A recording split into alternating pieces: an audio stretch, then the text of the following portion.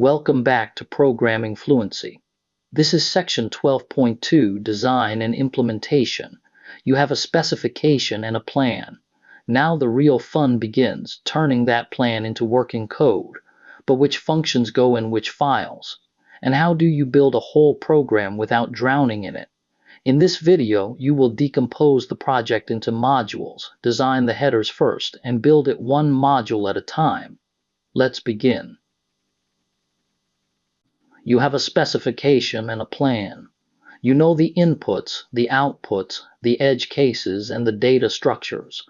Now you have to build it piece by piece without drowning in complexity. This is the plan for this video. First, module decomposition. We split the program into 3 focused modules. Next, headers first. We design each module's interface before its implementation. Then we build word count, the self-contained foundation, and test it on its own. After that, we add fileio and main. We read the file, then wire everything together. Finally, the makefile, which automates the build with the correct dependencies. Let's start with why. Suppose you put everything in a single main.c, you end up with a 400-line file where argument parsing, word counting, file reading, and sorting are all tangled together. That is a problem. A bug in the sort comparator is hard to find when it is buried between file input-output and argument parsing. And changing the data structure means editing code scattered across the whole file. You already know the fix from Chapter 10. Split the program into modules. Each module gets its own header file and its own source file. This is the decomposition. Wordfreq does 3 things, so it becomes 3 modules. First, word count. Its files are wordcount.h and .c. Its job is the data structure, that is create, search, insert, sort, and free. Second, file I. Its files are fileio.h and .c. Its job is file processing, that is opening the file, reading lines, and extracting words. Third, main. It is just main.c, and its job is orchestration, parsing the arguments, calling the other modules, and printing the output. Now, the definition. Module decomposition is dividing a program into separate modules, each with a single responsibility and a clean interface, a header that declares the public interface, and a source file that holds the implementation. The direction of the dependencies matters. Look at this figure. Word count is the foundation. It defines the data structures, and it depends on nothing. Fileio builds on word count. It reads files and fills the word list, so it needs word count. And main sits on top. It uses both fileio and word count. Every arrow points one way upward. Because of this, you build from the bottom up. Word count first, test it alone. Then fileio, then main. At every step you have a program that compiles and does something you can verify. Before writing any implementation, write the header. A header is a contract. It declares what a module offers without revealing how it works. Designing headers first forces you to think about interfaces before the details. Start with wordcount.h first, the include guard, if not defined wordcount, then define it. Then the max word length, defined as 63 characters plus the null terminator. Then the 2 structs. Struct word count holds a word and a count. Struct word list holds the entry's pointer, the size, and the capacity. Notice, no function bodies yet, just the shape of the data. Now the function prototypes finish the contract. Every name starts with word list _. That naming convention prevents collisions with other modules. Word list create makes an empty list, returning null if allocation fails. Word list finds searches for a word and returns its index, or -1 if it is not there. Word list adds a word, incrementing the count if it exists, or inserting it if it is new. Word list sorts by count descending, then alphabetically for ties. And word list free releases all the memory the list owns. These return types are the error handling patterns from Chapter 9, and the file closes with endif, matching the include guard. Now fileio.h and notice how small it is. It exposes exactly one function, read words. Everything else, how the lines are read, how words are extracted, stays private inside fileio.c. That is good interface design. Show only what callers need. The header includes wordcount.h because the signature uses struct word list. Now the key rule. Fileio.h includes wordcount.h but not the other way around.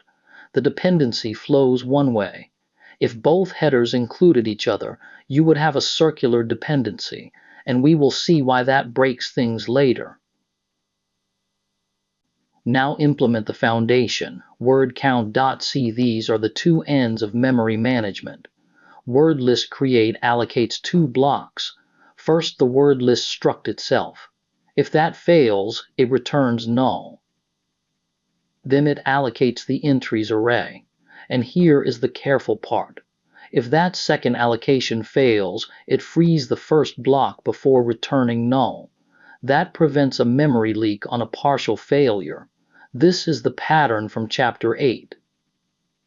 On the other side, word list free checks for null first, so calling it on a null pointer is safe, then frees the entries array, then frees the list.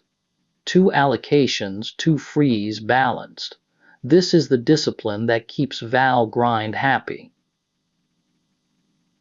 Word list add is the heart of the module. It combines three jobs. First, it calls word list find. If the word already exists at some index 0 or greater, it increments that count and returns. Second, if the word is new, it checks whether the array is full, meaning size equals capacity. If so, it doubles the capacity with realloc, the growth pattern from Chapter 8. Notice it assigns the realloc result to a new pointer p first, and only updates entries if p is not null. That protects you from losing the original pointer on failure. Third, it inserts the new word. The strncopy plus manual null termination is the safe string pattern from Chapter 11. Then it sets the count to 1, bumps size, and returns 0. Search, grow, insert, all in one function. Sorting needs a comparator. Here it is, compare words. Notice it is static, which means it is private to wordcount.c. Other modules cannot call it directly. They call word list sort, which uses it internally. This is the static privacy pattern from Chapter 10. The comparator follows the Q-sort convention from Chapter 8. It first compares the counts. If they differ, it returns wbCount minus waccount, which sorts by count in descending order. If the counts are equal, it falls through to strcmp on the words, breaking the tie alphabetically. Primary key is count, secondary key is the word.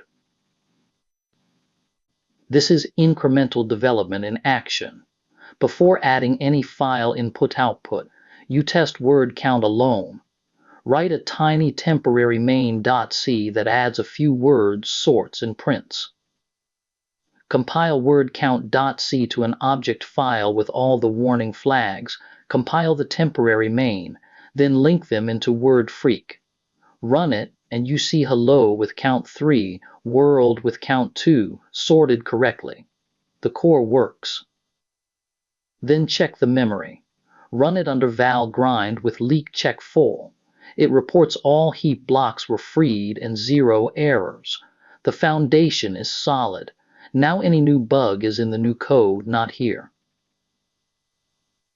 With word count tested, implement the file processing module. Read words opens the file.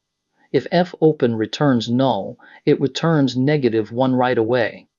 Then it reads the file one character at a time with fgetC reading char by char, instead of line by line, means a word can never be split at a buffer edge, so every maximal run of letters is counted exactly once.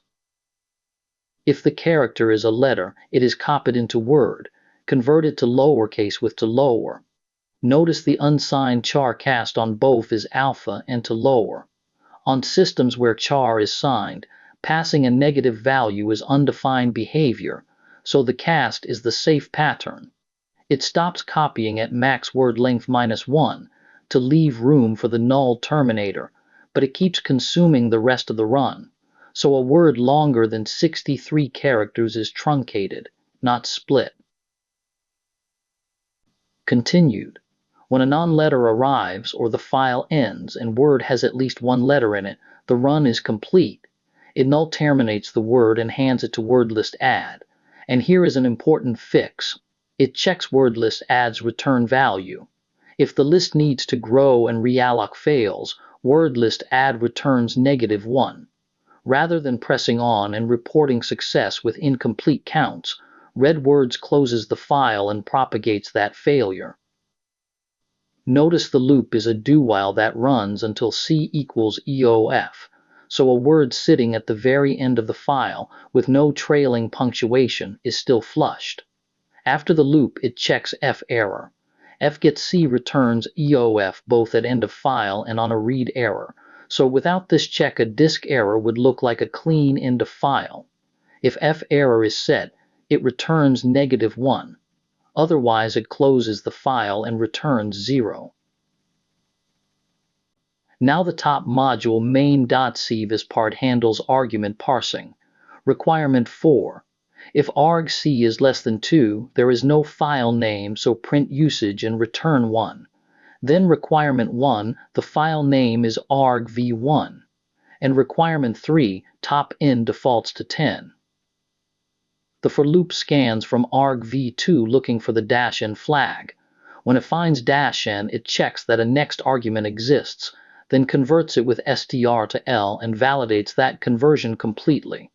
It sets errno to 0 first, then rejects 4 kinds of bad input.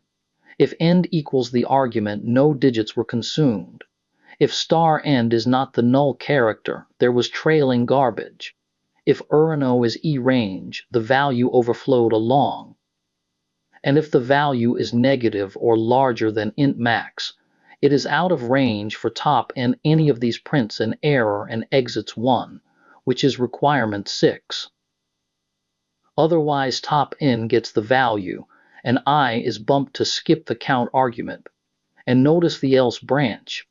Any argument that is not -n is unrecognized, so it prints usage and returns 1, rather than silently ignoring a malformed invocation. The rest of main is the orchestration. First, it creates the word list with capacity 16, checking for out of memory. Then requirement 5, it calls red words. If that fails, it calls paror on the file name, frees the list, and returns 1. Notice it frees the list even on the error path.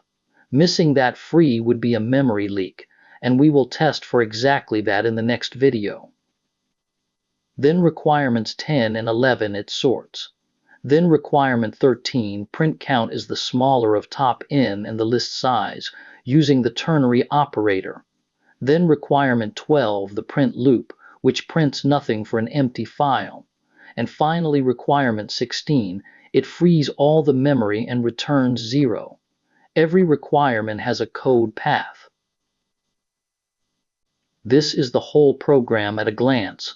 This call graph is rooted at main. Main drives the whole flow.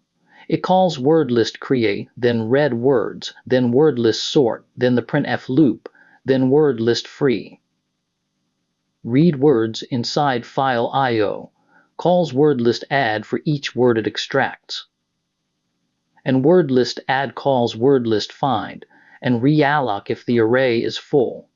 Wordlist sort hands compare words to qsort. Notice each call crosses at most one module boundary. The flow is linear. No callbacks, no complex control.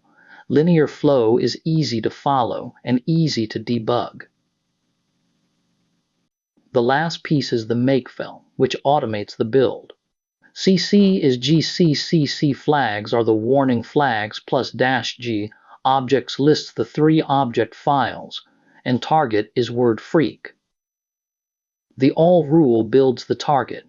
The target rule links the 3 objects into wordfreq. Then each object has its own rule with its exact dependencies. Main.o depends on main.c plus both headers. Wordcount.o depends on its source and header. And fileio.o depends on its source, its header, and wordcount.h. Now the payoff. If you edit wordcount.h, make recompiles all 3. If you edit only fileio.c, it recompiles just that one. This is the complete project. 6 files, 3 modules. Each module is a header paired with a source file, and the makefile ties them together.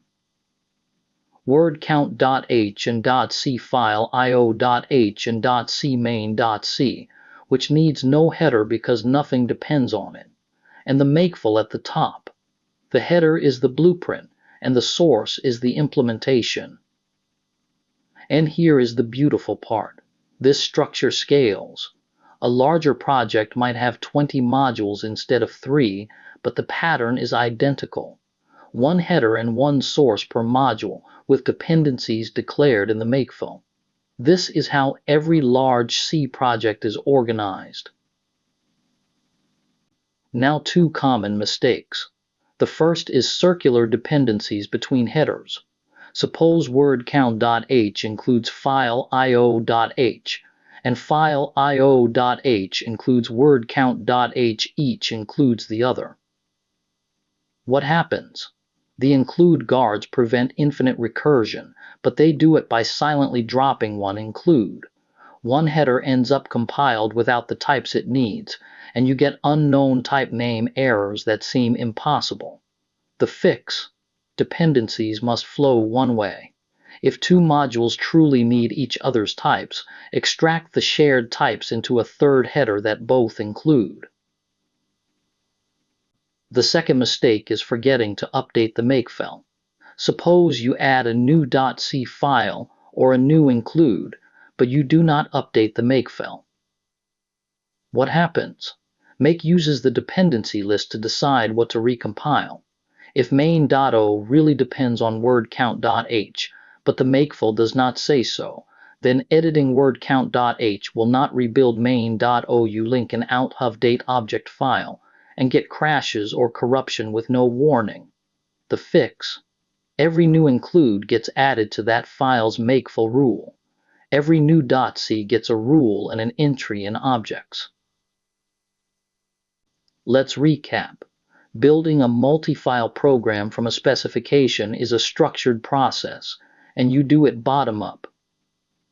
First, decompose the program into modules, each with a single responsibility. Second, design the headers first, the interfaces, before any implementation. Third, implement incrementally, building and testing one layer before the next. Fourth, keep dependencies flowing one way, and expose only what callers need. And fifth, a makefile with correct dependencies automates the whole build. Next, your program compiles and runs on your test file. But does it handle empty files, missing arguments, and maximum length words? In the next section, you will test it systematically and run val grind on every path.